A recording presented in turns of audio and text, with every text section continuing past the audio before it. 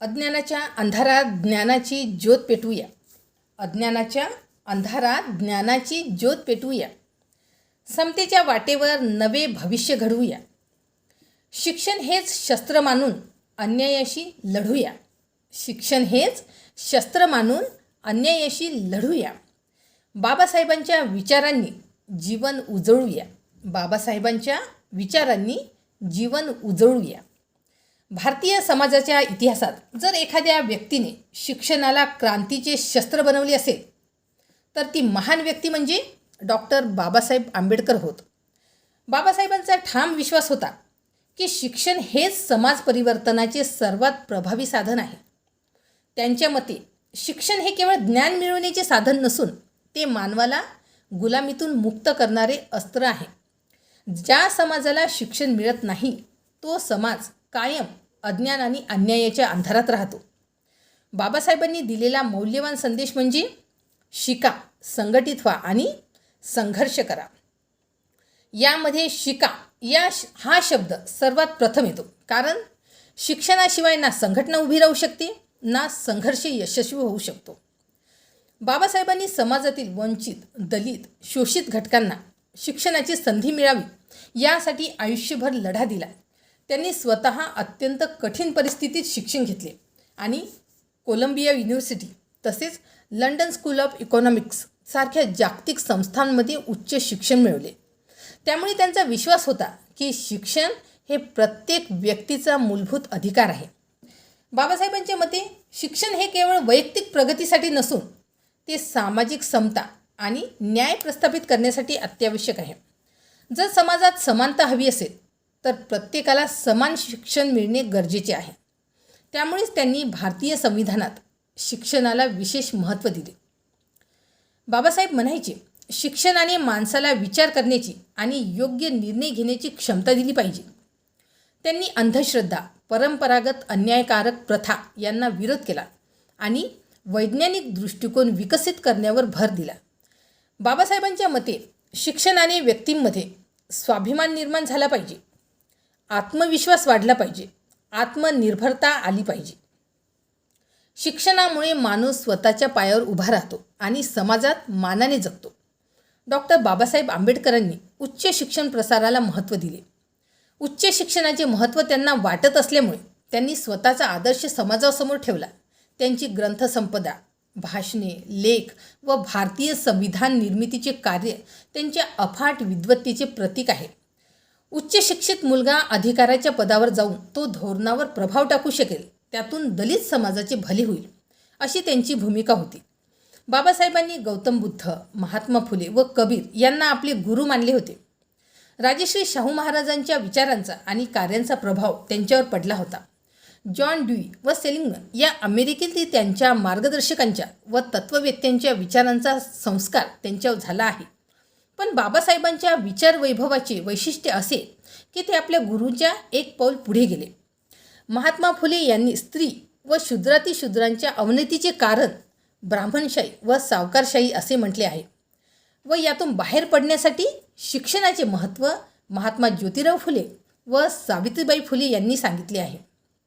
म्हणून महात्मा ज्योतिराव फुले यांनी सक्तीच्या व मोफत प्राथमिक शिक्षण हक्क कायद्याची मागणी ब्रिटिश सरकारकडे केली होती.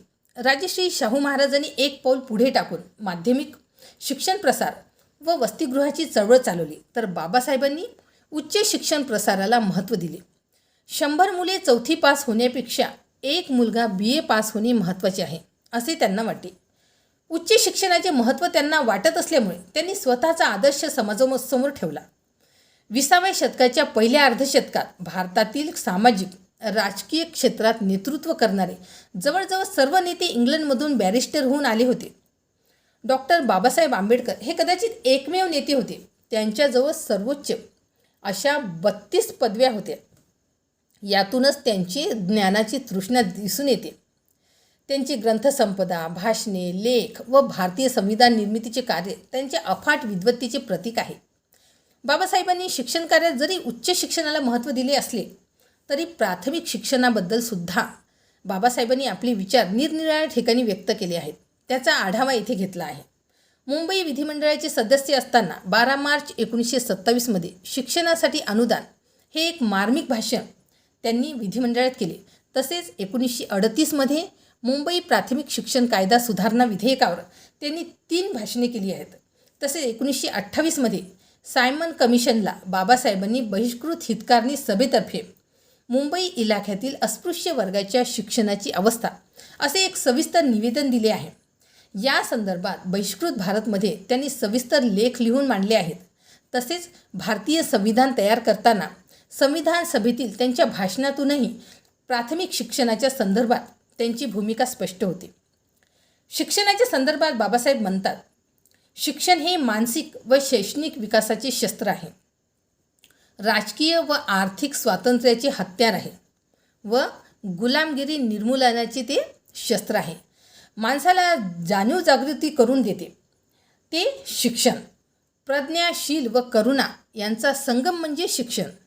माणसाकडे केवळ ज्ञान, हुशारी असून चालणार नाही, तर चारित्र्य, नीतिमत्ता असली पाहिजे, शील असली पाहिजे व ज्ञान आणि चारित्र्याला करुणेची जोड असली पाहिजे.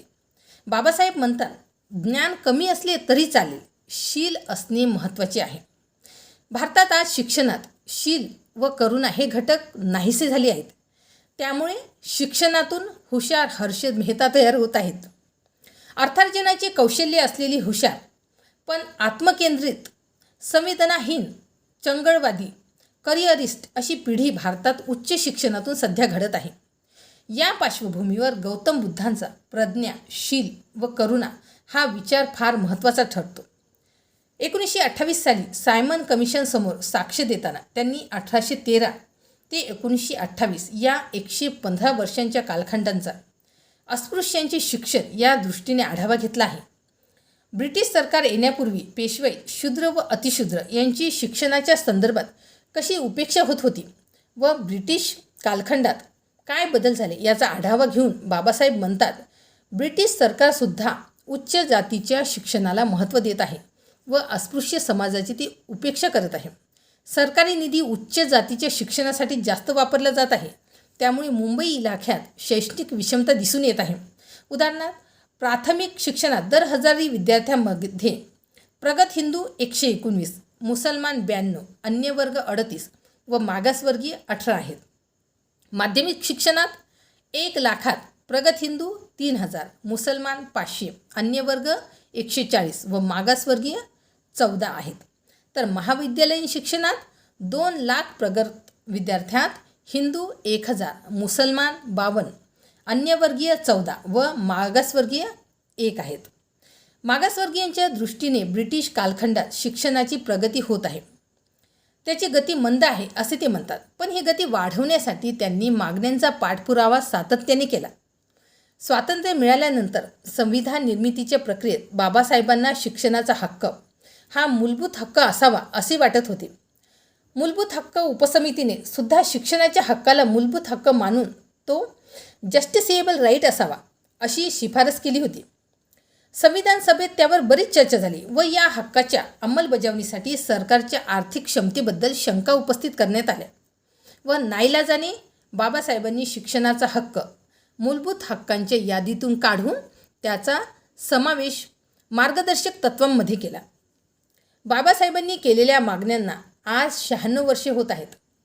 मग बाबासाहेबांच्या विचारांची आज प्रासंगिकता काय असा प्रश्न उपस्थित होतो.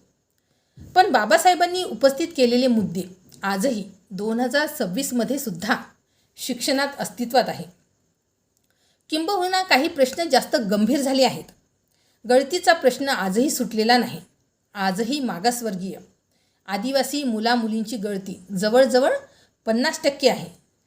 बाबासाहेबांच्या मताप्रमाणे सक्तीचा प्राथमिक शिक्षण कायदा 1923 सदोष आहे म्हणून तो रद्द करावा अशी मागणी केली होती. पण स्वतंत्र भारताचा बालकाच्या सक्तीचा व मोफत प्राथमिक शिक्षण हक्क कायदा 2009 सुद्धा सदोष आहे. त्यातही मूलभूत सुधारणा करणे आवश्यक आहे. शिक्षण खर्च ही गुंतवणूक आहे. शिक्षण महाग असू नये ही बाबासाहेबांची मागणी सध्याच्या शिक्षणाच्या व्यापारीकरणाच्या पार्श्वभूमीवर महत्त्वाची ठरते. राष्ट्रीय शैक्षणिक धोरण 2020मध्ये निरनिराळी कारणे सांगून शाळा व महाविद्यालय बंद करण्याची शासनाची भूमिका आहे. त्यामुळे बाबासाहेबांनी ब्रिटिश सरकारचे शिक्षण धोरण उच्च जातीधार्जिणे आहे असे जे म्हटले होते तेच निरीक्षण शैक्षणिक धोरण 2020ला लागू होते असे म्हटले तर वावगे ठरू नये.